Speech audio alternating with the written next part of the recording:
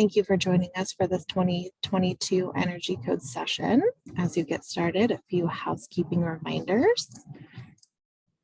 Please do not use the chat box to ask any questions for today's panelist. Instead, use the Q&A. With the Q&A feature, attendees can like a question to move it to the top of the queue. And as always, the webinar content and additional resources will be available on the AIA California website shortly after the session. Today's session, focused on new envelope requirements supporting multifamily buildings, is brought to you by Energy Code ACE. The session qualifies for one AIA HSW learning unit for those watching live. AIA California staff will report those units once you have finished the session. Now I'd like to introduce our presenter.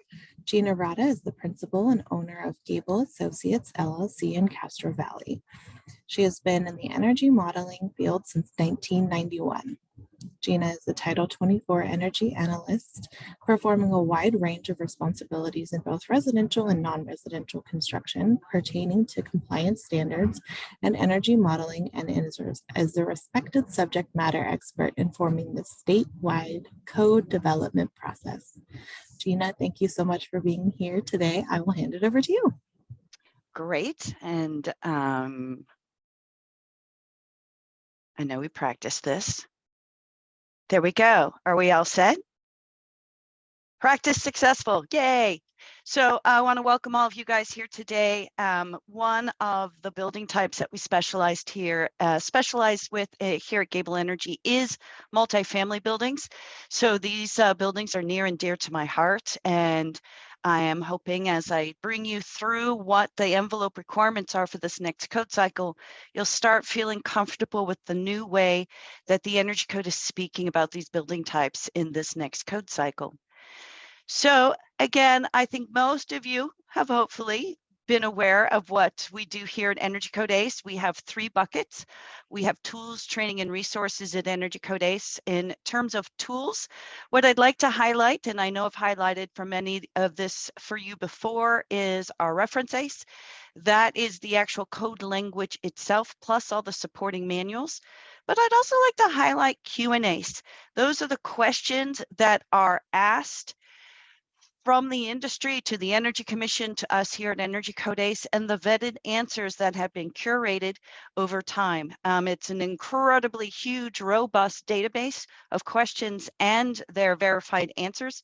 So it might be a great place to go if you guys have a question and you're not quite sure where you can find the answer.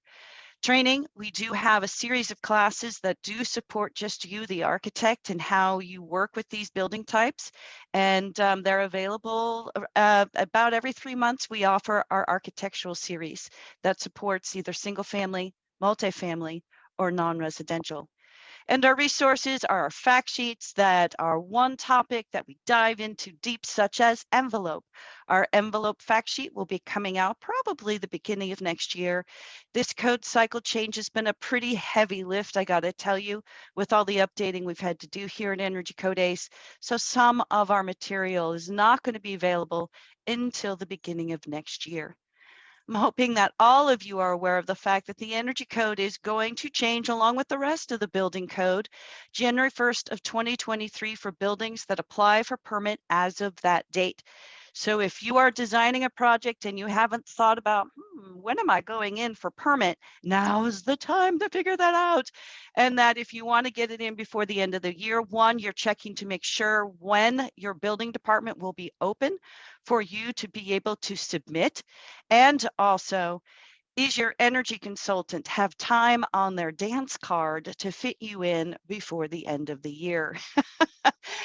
Designing for this next code cycle, especially for multifamily, is going to look very, very different. Mandatory requirements or mandatory measures that apply to that particular building type. And it doesn't matter whether it's an addition or an alteration, the scope of work will not change these mandatory requirements, nor will the climate zone of where the building is located, because mandatory measures have found to be cost effective for all scope of work, for all climate zones specific to that particular building type. Layered on top of mandatory minimums, shall we say, is the prescriptive requirements. Now, prescriptive requirements are going to be dictated by scope of work. These are measures that were found to be cost effective potentially for new construction, but not cost effective for additions and alterations of existing construction. Prescriptive measures, especially when it comes to the envelope, do often differ depending on climate zone in terms of the cost effectiveness evaluation that went into developing that particular code requirement. Now, prescriptive measures had the ability to use the performance approach, which is a modeling approach of modeling your building in a virtual simulation that takes into account how that building is using energy as is dictated by the compliance metrics associated with state certified software. You're allowed to trade prescriptive measures. Either I'm going to do worse than because I want some flexibility, but you have to trade something that's better in an equal measurement to be able to show compliance. And you're never, ever allowed to trade away mandatory minimum requirements. Now, one of the big changes that happened with this 2022 code cycle is reorganization to support multifamily buildings. Multifamily buildings in their entirety have 3 new chapters devoted to just that building type. Current code, low-rise multifamily, those are buildings that are 3 habitable stories or less. It is not based on height of the building. In the energy code, we base something on how many habitable stories the building is. I don't even care how high those stories are or how short. But a low-rise multifamily building is 3 habitable stories or less, and a high-rise multifamily building is 4 habitable stories or greater. That information is pulled from all the different parts scattered throughout the current energy code and reduced and brought into one area in the 2022 energy code. The mandatory requirements are the subchapter 160. The prescriptive requirements are for new construction are in the 170s, and how those prescriptive requirements change are supported in the subchapter 180s. So this is a pretty big change. Which also is changing is that we're able to model this multifamily building in its entirety, the dwelling unit spaces, the common use areas, which are typically the corridors, the lobbies of the occupancy supporting this particular building type, and any other mixed occupancies that might be supported within the building design, such as, let's say, occupancy M for retail, or maybe a restaurant that's going to be within the building that is not occupancy R, it is an other occupancy. Now, some of the major changes that are happening to support multifamily is the compliance documentation process. Our certificate of compliance forms are the forms that show how your design is meeting the promise of energy code savings. Now, low-rise multifamily buildings, remember those are 3 stories or less, need to have the documents certified through a HERS provider.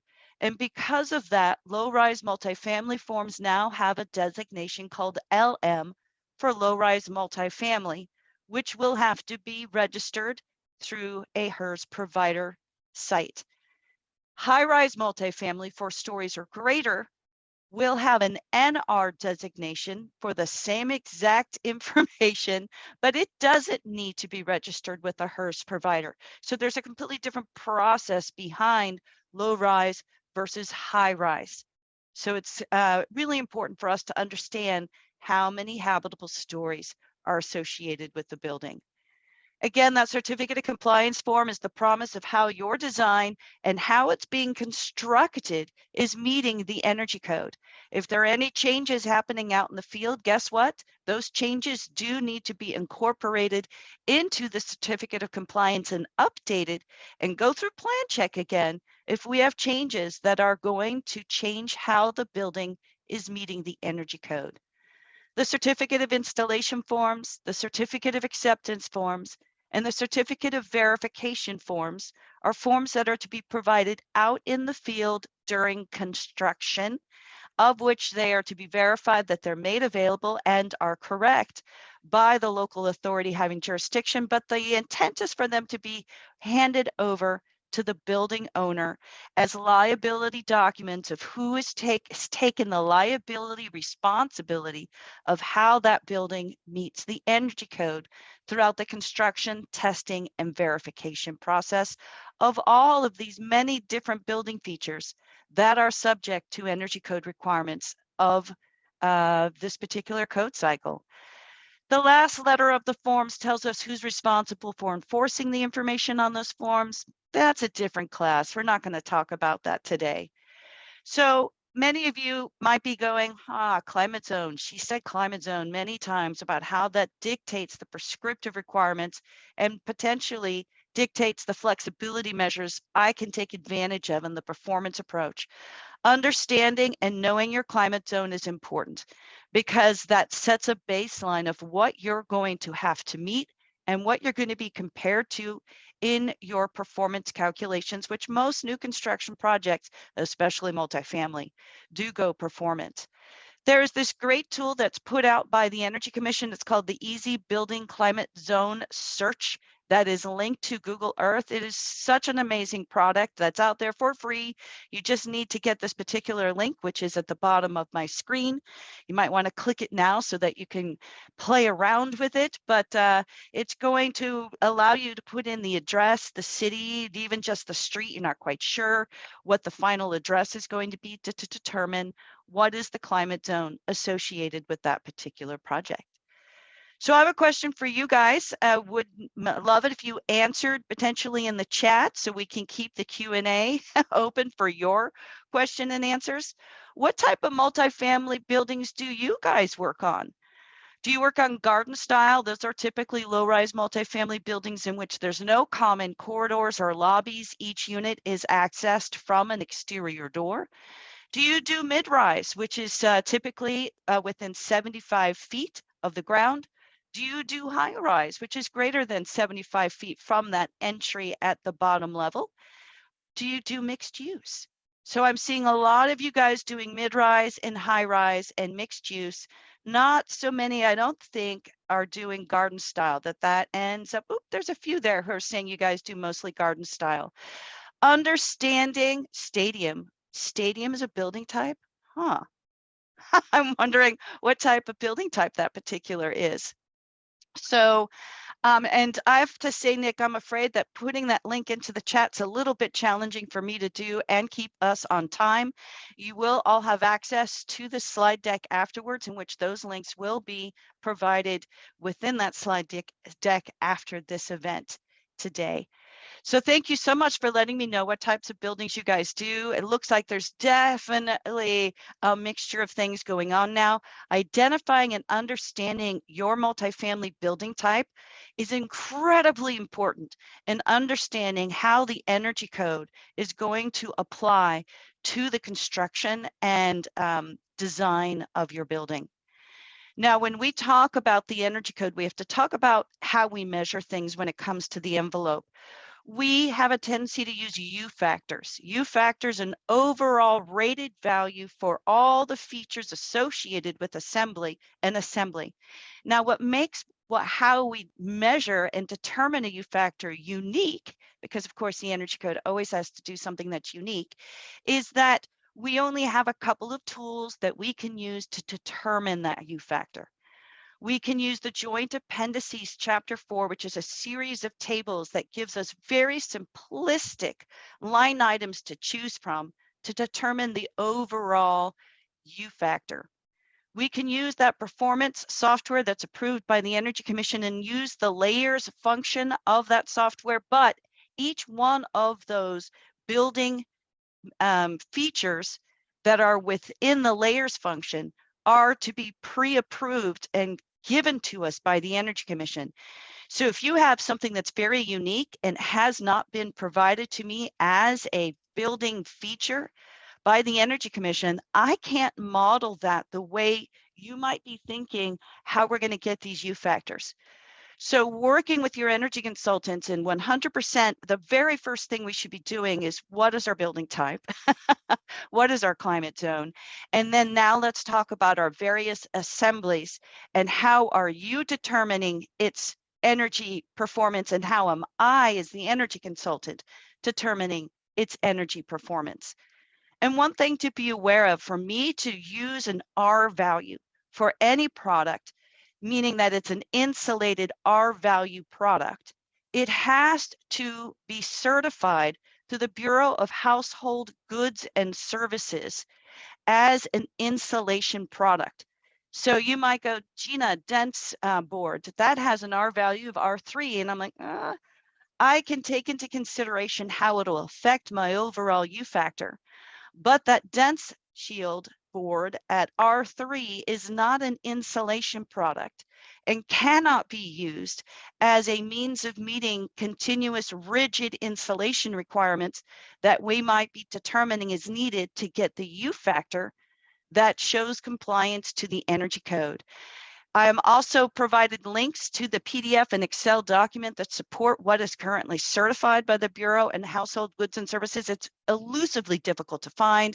Again, this will be part of that handout that you guys will get after today. So let's start at the top of the building. I always like to start at the top and start with roofs. So now I want to talk about specific roof types, because that's how the energy code is breaking down what you're supposed to do prescriptively for your roof. So what I'm looking at here is roof attics. It's an attic roof, okay? I'm not looking at rafter roofs. I'm not looking at vaulted or cathedral ceiling roofs. I'm looking at attic roofs, which is relatively rare for mid-rise and high-rise, is a lot more common for that garden style type of multifamily building. So our attics do need to be vented. That is important. If it is an unvented attic, you have to take a performance penalty in a performance calculation for not having a vented attic. I need to have ventilation between the roofing material and the roof deck, which is common for tile roof, but is not common for any other roof type. So that's another thing I have to discuss and go, oh, you don't have that airspace between your comp shingle roofing material and the roof deck. I have to go into the performance calculation and take a penalty for that. We're going to have insulation at two places. We're going to have insulation at the ceiling, which is very common. People are, I'm used to that, Gina. I can put insulation at the ceiling, but I'm also going to have insulation below the roof deck. Now, if I am not going to either spray or hang insulation from below the roof deck, again, I have to use the performance calculation, potentially taking a penalty if there is no insulation. Maybe I'm going to use SIP panels and the building, the roof deck itself has insulation incorporated into it. Great. But that does mean I have to use the performance calculation method because I am not using the prescriptive pathway that defines that there is insulation below the roof deck, there is insulation at the ceiling, it is a vented attic, and there is an airspace between the roofing material and the roof deck. Now you'll see some climate zones down here in the table below, climate zones 1 through 3. Those are Northern California right up hugging the coast. Climate zone 1 is Eureka. Climate zone 2 is Sonoma County area. Climate zone 3 is the Bay Area. And climate zones 5 through 7, again, that's up hugging against the coast as we're going down even further, Santa Barbara, Santa Monica. These are mild climate zones. You'll see that the below roof deck insulation that I just talked about, there's insulation in 2 spots, doesn't have to be there. It's not required. But in all my other climate zones 10 and 16 have an R value of R13. I know I just said we did talk U factor in the energy code, unless it's a high performance attic, then we talk R value. And in all my other climate zones where it's now getting much harder, and I have typically ducts in this attic space, I have much higher insulation requirements, not only for that insulation below the roof deck, but also for that insulation that's at the ceiling. If there is no insulation below the roof deck, those are those climate zones 2 through 3 and 5 through 7. Climate zone 1 doesn't have to do this. I will need to have a radiant barrier that is going to be part of that roof deck and also the dormer walls associated with that attic. And I will also have to have a rated roofing product that is a California Cool Roof Rating Council roofing product, CRRC, in climate zones 13 and 15 if it's a low sloped or flat roof, or if it is a steep sloped roof, anything that has a slope greater than 2/12 will be in climate zones 10 through 15. So Anne is asking, do these requirements apply to alterations or renovations? So if you are changing out the insulation with your attic, there are some new pretty stringent requirements for attic insulation and attic air sealing of this 2022 code cycle. So do be aware what you think you might need to do for attic roofs when you are redoing the insulation in that attic roof for multifamily buildings and also single family buildings is dramatically different. And I don't really want to go into that right now. I'd rather us potentially do a session with you guys next year where all we talk about is alterations to the envelope. I really want to get you guys up to speed on what's going to be needed for new construction because it's really honestly pretty impactful of what's going on.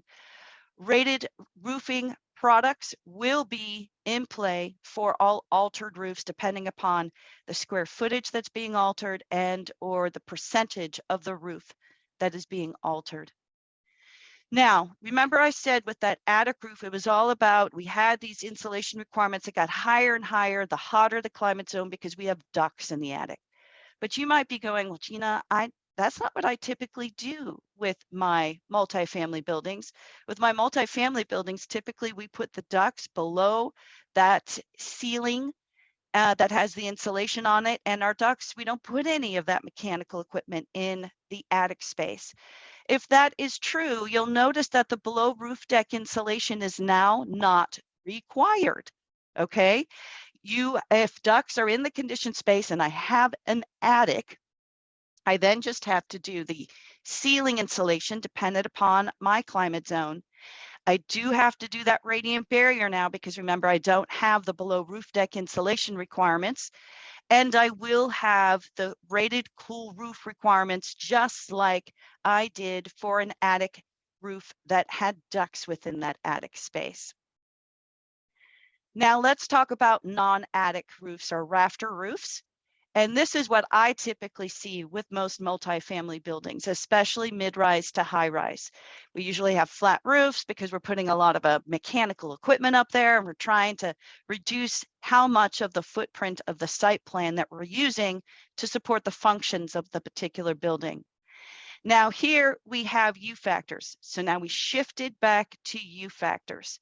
And your climate zone and your building type are really going to help determine what that U factor is. If it is a metal building, and that is pretty much a prefab metal building. I'm not talking about a metal framed roof. I'm talking that entire building is a metal building that has a manufactured process associated with how insulation is incorporated into the features of a metal building. Let's go straight to all other. And here I'm using the 0.034 as an example because it's kind of a middle of the road here. That if I have a span deck, that's 4 inches of concrete plus 5 inches of polystyrene insulation.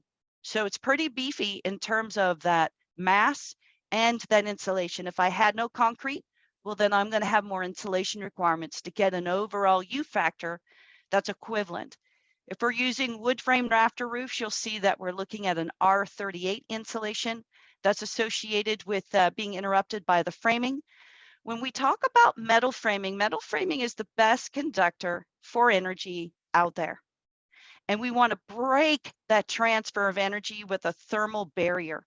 And yes, I might be putting that R38 insulation in there. It's being interrupted by the framing, but you'll notice that I have to have something that breaks the thermal transfer of energy. And I have to have at least R15 continuous insulation that is not interrupted at all by that metal framing. So Michael is asking, where's the radiant barrier on the diagrams for sloped roofs? So the radiant barrier here, the detail I'm showing you has the below roof deck insulation, of which then a radiant barrier is not required because I'm covering it up with insulation.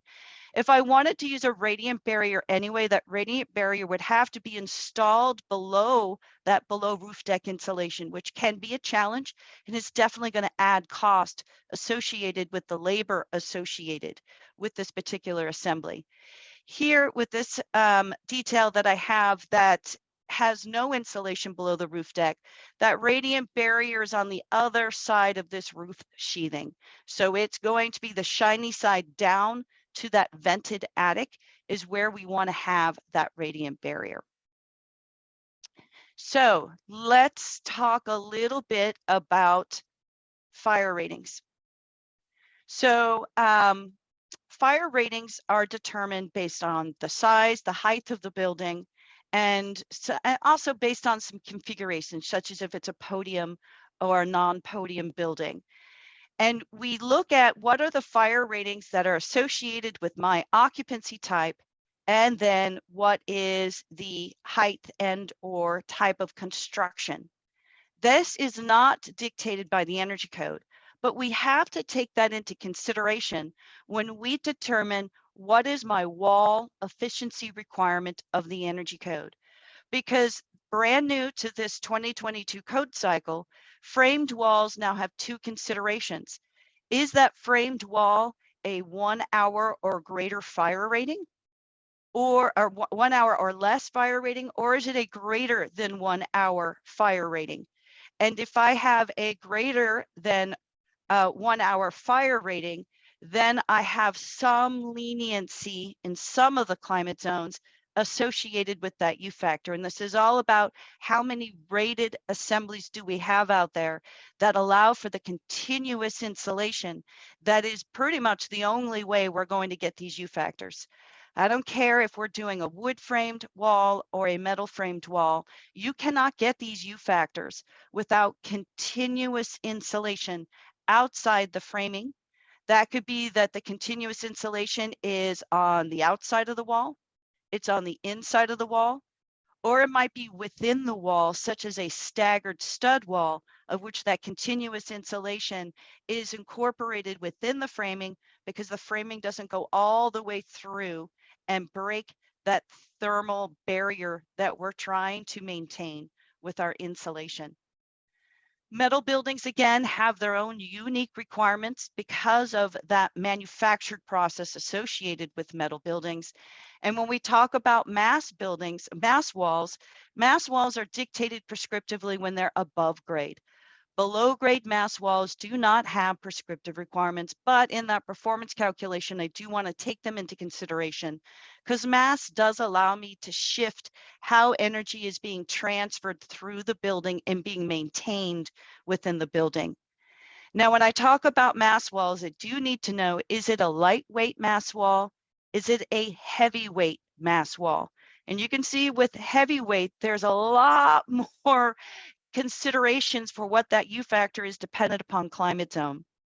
So when a lightweight wall is a wall that has a heat capacity of 7, but no greater than 15 BTU per square foot, BTUH, and a heavyweight wall, heavy mass wall, is when it is that 15 BTU per blah, blah, blah. I'm so horrible with these particular designations. BTU per Fahrenheit per square foot. So I have to start checking for that. Christine is saying no building official is checking any of this from my experience. It depends on your building department. I have had building departments who are very, very into checking all of this. And I have other building departments who don't. I have many building departments who don't have the bandwidth to do this. So they go third party. Assuming that none of this is being verified is not doing your client any justice, nor is it giving your client a building that meets the promise of the energy efficiency factor associated with the energy code. Everything that we're doing here is all about saving energy, saving utility costs. So to me, and you just got my little battle cry going here, why this is important is not so much because we're meeting the building code that has been certified and approved for use throughout the state of California and is dictated by your profession's code liability associated with building and designing to the energy code, but it's so that we are leaving behind a building that is meeting the promise of the energy savings associated and built into every single one of these energy code requirements. Metal framed buildings. Now remember, metal framed walls, just like metal framed roofs, I need that continuous insulation to be able to meet my U factors. And if we're using Z-clips to do attachment of that insulation, be aware if those are metal Z-clips that are within 24 inches on center or less, that has to be modeled as metal framing interruption. So we did all this work to add a layer of continuous insulation, of which by using metal Z-clips 24 inches on center or less, we destroyed, because we created that pathway for the energy to go through that assembly via the Z-clips. So there's a lot of coordination and thinking about how this is going to work for many reasons, not just the energy code, but because of weatherproofing, because of structural, because of how we want the building to look. There's so much that goes into this. Here's an example of lightweight mass walls, which is what I see more commonly associated with especially my mid-rise buildings, that we are talking about. There needs to be some insulation associated with those above grade mass walls. And this is brand new to this code cycle, a mandatory requirement now also. In the current code, I did not have mandatory insulation requirements on mass walls. In this next code cycle, I do. So the ability to have mass walls that are associated with conditioned enclosed spaces in this next code cycle is really not going to be a viable choice, because of how the energy code has changed how we look at mass walls with the mandatory insulation requirements of the energy code. Let's go to floor assemblies. So I see more often with most of my multifamily buildings raised mass floors, which is why I decided to highlight this. We do have slab on grade, especially associated with our low-rise multifamily buildings, our garden style. And Hamid is asking, is a 3-story multifamily over podium a low-rise multifamily building or a high-rise multifamily building? Hamid, I'd have to ask you, what's below the podium? Now, sometimes below the podium, all I have is unconditioned parking, and that is not a habitable floor. So if there is not a habitable floor below the podium, that 3-story multifamily framed building over the podium is going to be a low-rise multifamily building.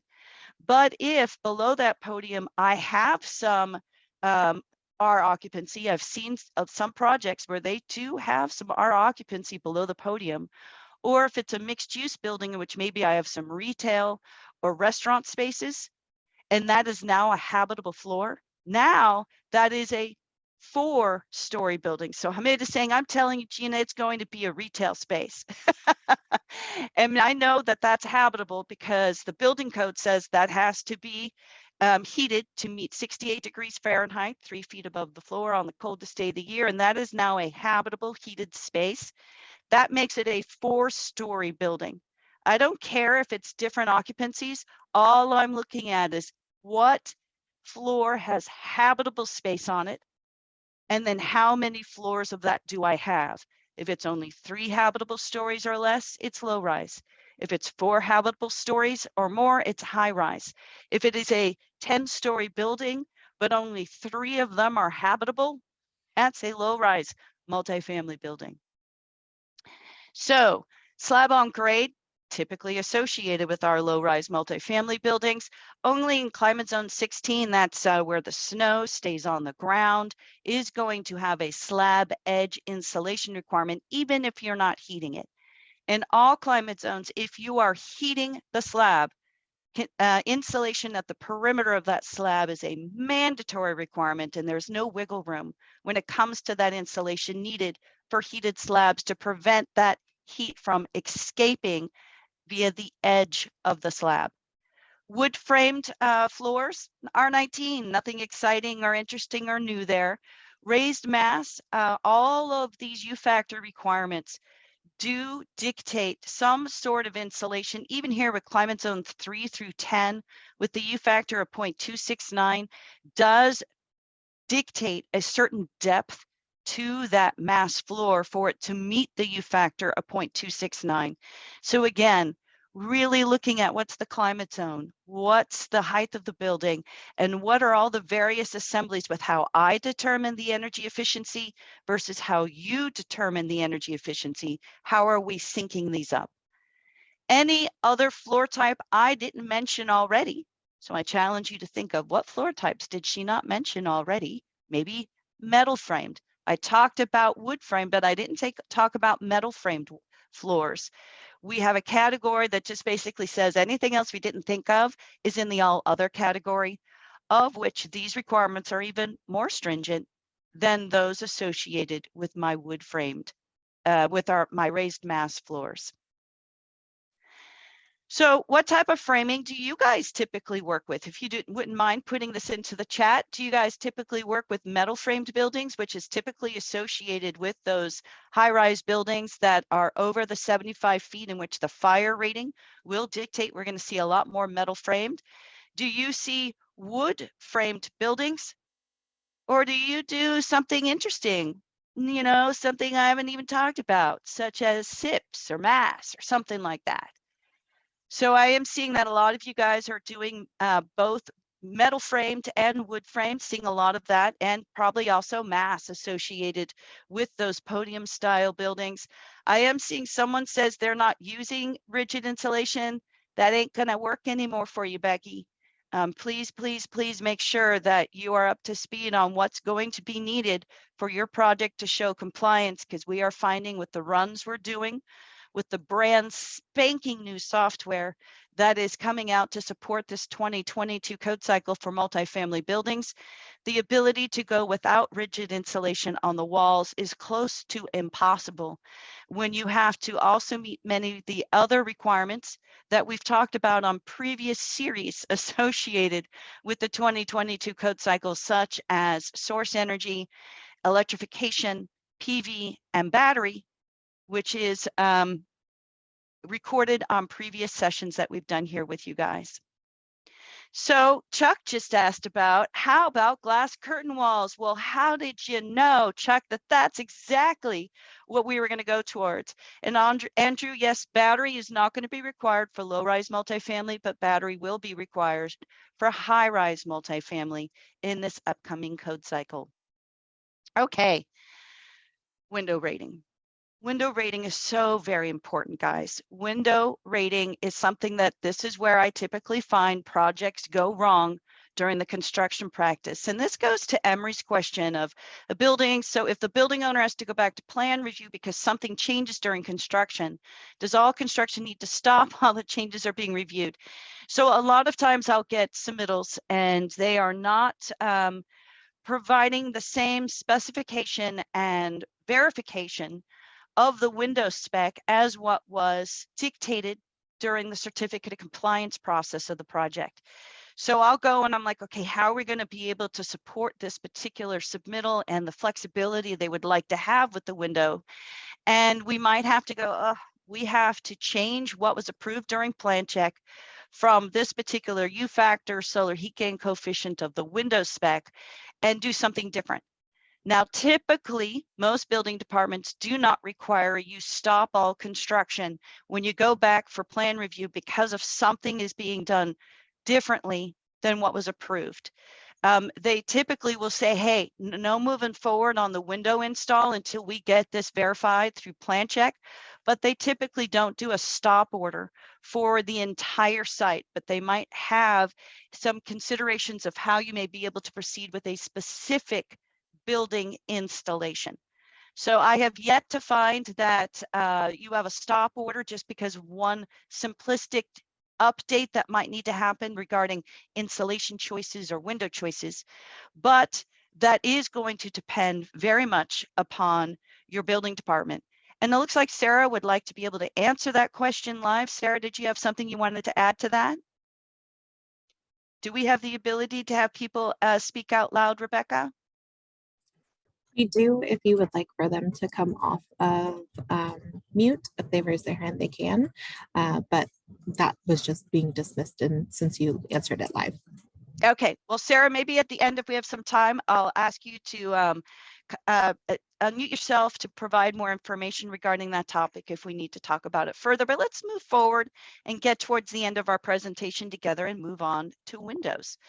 So, and there are some great questions in the chat. I would love it if a couple of people who have your questions in the chat could please move them to the Q&A so I can make sure to answer them at the end of our session and everyone has their questions answered.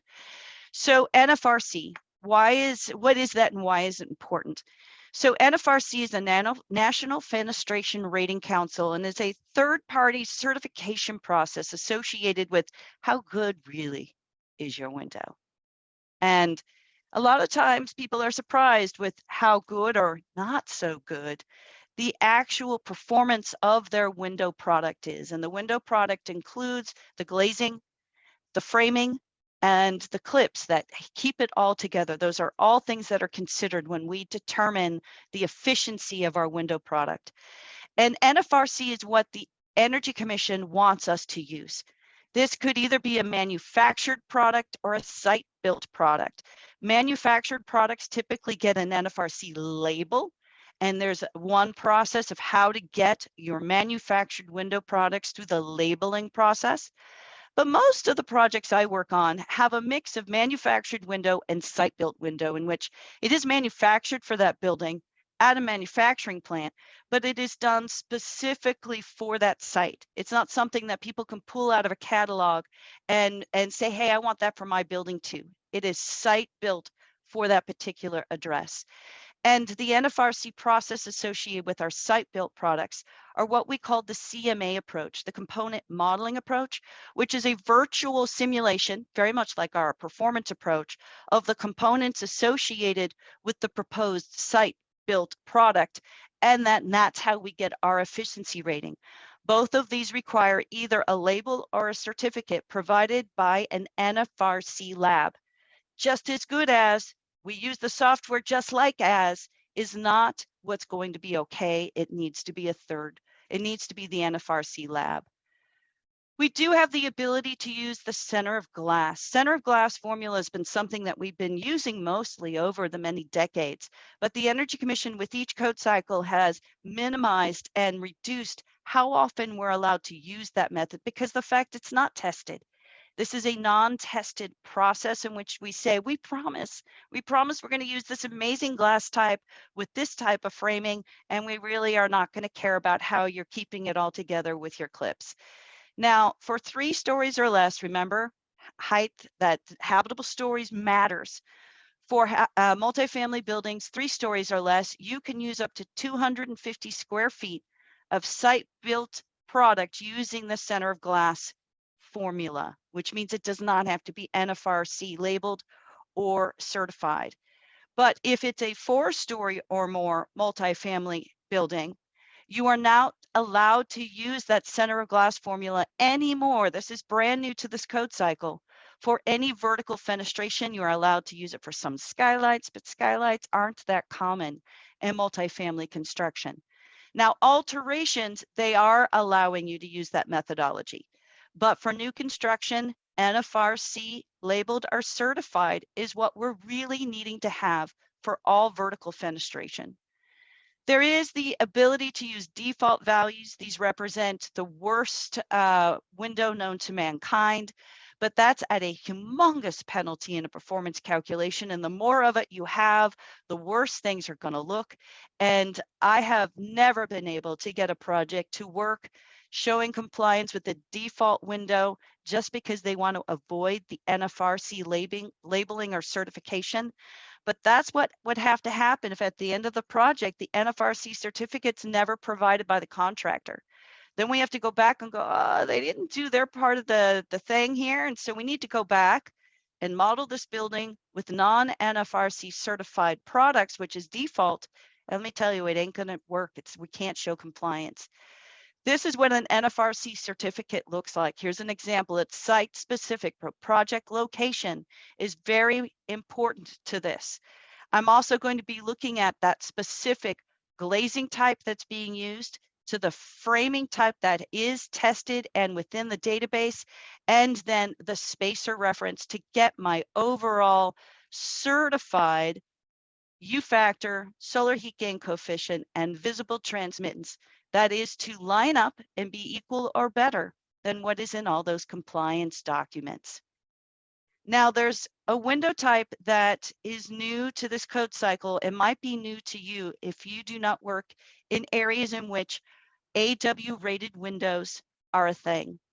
So AW rated windows are architectural windows that are rated via the North American Fenestration Standard and Specification, NAFS. Now, these are for areas that have typically high wind loads, and that high wind load is required to have a structural integrity to that entire building to make sure that things don't fall off the building, right? We want those buildings to sway, but we don't want things to pop off the building. And so that's when we typically need to start looking at AW rated windows, in which there's a lot of structural steel associated with these windows. Now, because there's a lot of structural steel associated with these window types in this next energy code, if the project is dictated as needing to have AW rated windows, whether that's a low rise or a high rise building, the U factor requirements are a little bit more lenient than for those same projects that don't need AW rated windows, to give flexibility towards that structural steel to allow those window types to work. These windows are very expensive. Does anyone here work with projects in which they've had to use AW rated windows before? Anyone here used AW rated windows before? Clara, you have? I do a lot of work here in San Francisco, and there are many areas in San Francisco in which AW rated windows are a thing. And so we need to be careful, because I don't want to say, hey, we need AW rated windows if they're not really needed. That is typically dictated by the structural engineer on the project, because I just promised a very, very expensive window if I am taking the leniency associated with AW rated windows for a multifamily project. VT stands for visible transmittance. So that is one of the three energy performance metrics we look at when we talk about windows: U factor, solar heat gain coefficient, and visible transmittance. How much natural light is making its way through that glass product, so that I'm minimizing how much lighting needs to be turned on, because potentially I'm using a darkly tinted window product to meet a good solar heat gain coefficient. There's a lot of juggling that goes on when we talk about determining the specification of our windows. I find like Solar Band 60 has great U factor and solar heat gain coefficient values, but it does it with a tint. So Solar Band 60 doesn't have a great visible transmittance. Solar Band 70 has great U factor, great solar heat gain coefficient, and it does it with a low E emissivity film that doesn't have a tint associated with it. So my visible transmittance, or VT number, looks great also. And I find a lot of projects, we go in saying Solar Band 70 that meets all three of these factors nicely, and the contractor comes back with Solar Band 60. And we can't show compliance, or it's not equal or better to what was used when we went through plan check. So that's part of the juggling that goes on with our projects. So when we talk about windows, we have to know what type of window is it. Is it a curtain wall or storefront window? And this is for vision glass. If it is a curtain wall or storefront opaque assembly, that is considered an opaque wall, and I go to my opaque U factor requirements for walls. But if that same system is vision glass and I can see through it, then I go to the fenestration part of the code to determine what is that U factor. Most climate zones, that's a 0.41 U factor, which is a thermally broken metal frame with dual pane glass. I look at my solar heat gain coefficient requirements, which is dictated by climate zone. How hot is it? How much do we need to do to help prevent heat gain when the sun is hitting those windows? And this 0.26 solar heat gain coefficient is pretty aggressive. And then what is my visible transmittance requirements? I do not have any visible transmittance requirements for 3 stories or less. but I do for 4 stories or more. And this 0.46 represents that at least 46% of the sunlight hitting that window will make its way through the window product. So if I have a 0.45 VT, that is not equal or better than a 0.46. You factor, the lower the number, the better. Solar heat gain coefficient, the lower the number, the better. Visible transmittance, the higher the number, the better. So we always have to pay attention to what direction are these efficiency numbers going. Now, how much window do you get? So current code for low-rise multifamily, you get a 20% window to floor ratio allowance. For high-rise multifamily, you get a 40% window to wall allowance. For this next code cycle, they went, you know what? We love both of those for different reasons. So we're going to require both. So I don't care if it's a low-rise multifamily building or a high-rise multifamily building, your window allowances for that building in its entirety, except for any non-residential mixed occupancy spaces, will be 20% of your floor area can be window, and you have to look at 40% of your window to wall ratio, and you get the number that's the lesser of the two in determining compliance to the energy code. So I had forgotten I added this particular slide in which we talk a little bit about that solar heat gain coefficient and what does let's say a 0.23 solar heat gain coefficient typically represent. It represents a lowy triple product, so 3 layers of low emissivity film or coating, or a darkly tinted, oops, spelling error, tinted product, which will not work well with the visible transmittance requirements. The darker the glass, the more difficult the VT requirements are to meet. And the penalty in that performance calculation gets pretty beefy the lower the VT number. And that U factor requirement is going to be all about what is the thermal break and what is the energy transmission associated with that particular framing type. And when we talk about solar heat gain coefficient, another way we have of reducing that and going outside of what is the window product I am using is the shading that you, the architect, might be designing to take advantage of to reduce that heat gain load when the sun is hitting those windows. So any solid feature that's attached to the building, we can use as an overhang or a side fin as a feature of how it's reducing the amount of solar heat gain is making its way into that particular building.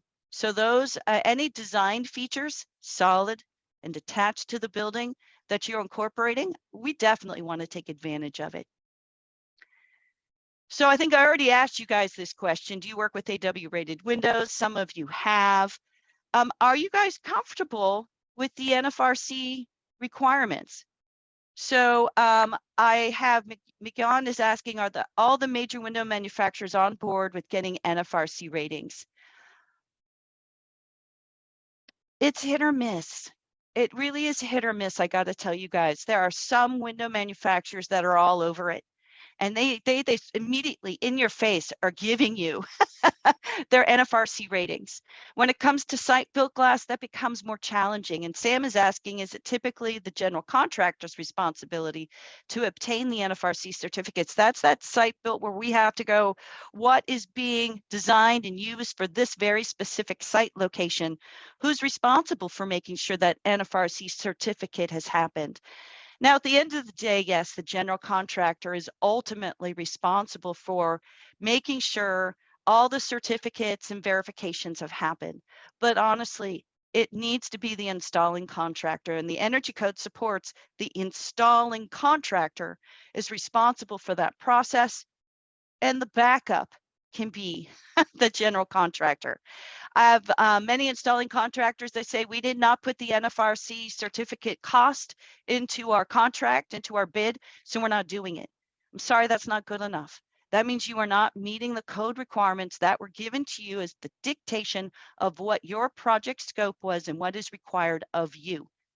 And that installing contractor should be that person responsible. And it's way too late, and it's very difficult if we leave it for the general contractor. I've had many projects go wrong, specifically to NFRC certificates associated with site-built glass, of which the general contractor is just lost. It's just the most horrible time to be doing that, and it really shouldn't be them. Air barrier. So air barrier design is a thing that is associated with this next 2022 code cycle. Now, the thing is it's not required for multifamily buildings. It is required for non-residential occupancies. So if I have a mixed use building, so here I have a picture of retail on the first floor, occupancy M, and then I have occupancy R above that represented with apartments. The upper part, everything above the first floor does not have to meet the air barrier requirements, but that first floor does. Should we be considering the air barrier anyway? Yes, we should. And there is a question about, those penetrations because of decks or things that are jutting out of our multifamily building. Currently, there are no air barrier requirements associated with those for multifamily, but there's a lot of work happening of, hey, but it should. And do be aware that for 2025, those air barrier requirements that we're seeing for non-residential occupancies, in which the air barrier will be fully designed into the design package, of which the air barrier boundaries, interconnections, and penetrations, and the associated square footage of each side of the air barrier is going to be included into your design documents by you, utilizing an approved assembly material and or deciding to go the tested route because the materials you want to use are not tested air barrier products, of which then now you've promised that building to be tested with blower door testing to verify the air barrier. You can also choose to do the verification because you want to anyway.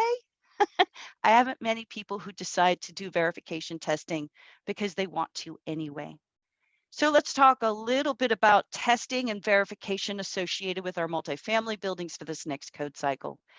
If it is a new construction, multifamily building, 3 habitable stories or less, quality insulation installation, or QII, which is verified by a HERS rater, a home energy rating system rater, is going to be prescriptively required. We find a lot of people trade this away in the performance calculation, but be aware it is something that is in play for 3 habitable stories or less. It is not something that's required for 4 habitable stories or greater. Now, blower door testing could happen because of the air barrier requirements and what we might be promising for the air barrier for those non-residential occupancies of the building. Or we might be doing blower door infiltration testing associated with the mechanical system. So do be aware that if a non-balanced ventilation system is going to be utilized for the dwelling units, meaning I don't have equal supply air to exhaust air, then we have promised that the project will do blower compartmentalization testing, of which at the end of the day, we're going to hope and pray that the blower door test is going to show that the leakage has not exceeded a certain amount for us to be able to use that particular indoor air quality mechanical system. It's so scary. Now, we talked about acceptance testing for fenestration. Here's the elusive form that is required by the installing contractor, the NRCA, the Certificate of Acceptance form for the envelope. O2 is specific to the fenestration. And this is where that NFRC certificate or label has to be provided and handed over to the building owner during construction so that everything can wrap up nicely with the final occupancy permit. This is where I have things go wrong on projects. So how about you guys? You guys think your buildings are going to pass blower door envelope testing? What confidence do you have with your design and with your contractors in building that building And is that testing, Emery? Well, Emery, I know you because you do blower door testing on all your buildings. If you do blower door testings on all your buildings, and especially if you're someone who's doing that testing, you get a really good feel of how your different buildings and your different contractors are meeting these requirements. So one of the things that you should be doing potentially is get your buildings tested, see how they're doing, the ones that are being built now by your contractor, so you can get a feel of how your contractors are doing. We have some classes that you might be interested in, and we dive into some of these topics even deeper. Yeah, here are our 2022 what's new and what's changed fact sheets that I have definitely shown you guys before. And the best way to sign up for more what those resources are is they come out, especially our envelope fact sheet. Do sign up. And this is how you can get a hold of me. And I'm going to go through and see if I can answer these questions that we have here in the Q&A.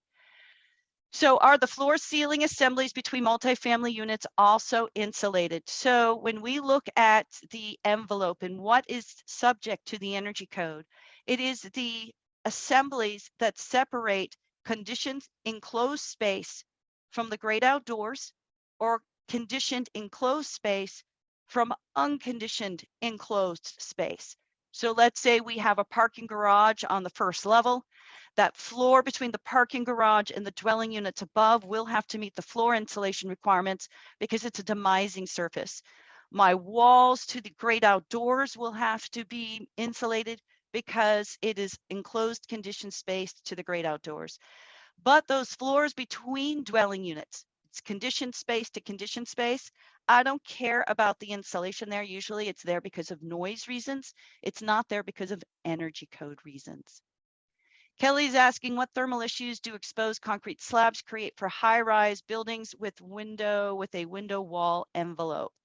Thermal issues to exposed concrete slabs. I don't know if you're talking below that concrete slab or if you're talking at the edge, but as we were talking about, edge insulation is a thing when we talk about concrete slabs.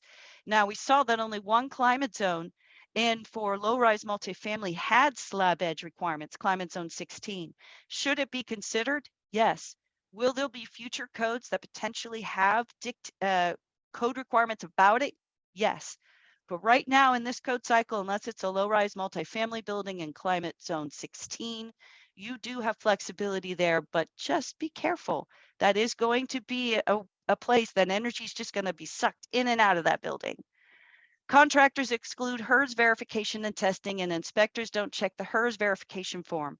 Owners don't want to pay for the architect to resubmit plans for insulation revisions during construction. I understand long-term benefit. What is the plan for enforcing all of this? How will contractors be required to execute these designs? Can the state supply the HERS inspections?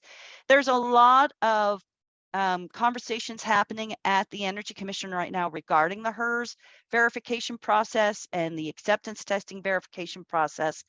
And I'm not quite sure the direction where all of that is going. And if that interests you, please reach out to me and I can get you connected to the stakeholder meetings, of which that discussion is very active right now. And it'll be interesting to see what happens with these verification measures. Do concrete balconies and exposed slab edge create a thermal issue? Oh, yes, they do. And that is similar to the question I already answered previously.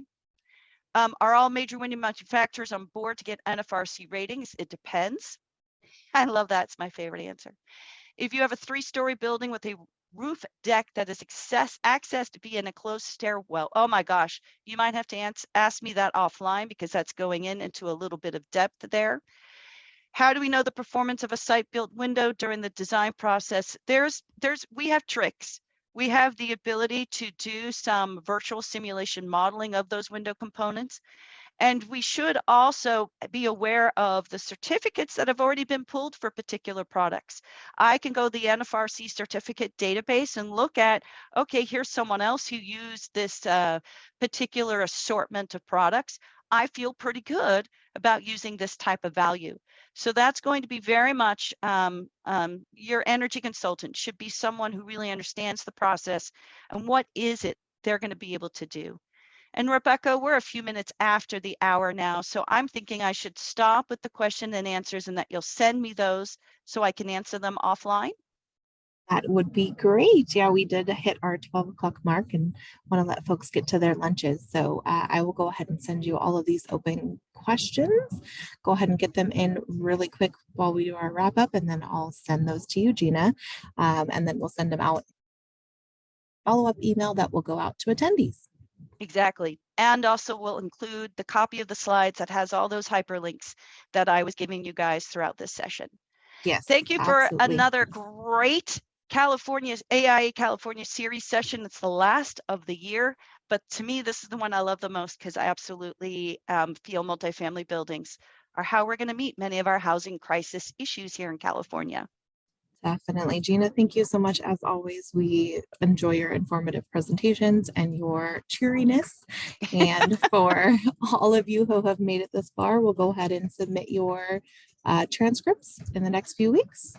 And we shall see you soon on maybe one of our next webinars. But Gina, we will likely see you in 2023. So thank you so much. Yes, sounds like an alteration session is due. Absolutely. We'll go ahead and take that into account and look at what we can plan for next year. So thank you once again, and thank you all for joining us.